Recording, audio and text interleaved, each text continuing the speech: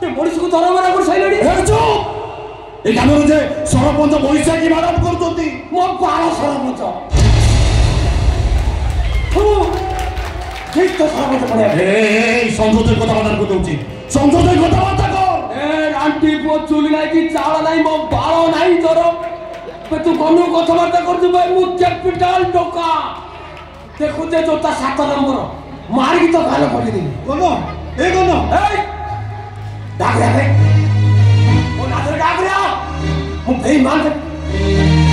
तो बड़ी बेईमान को दुनिया देखी नहीं रे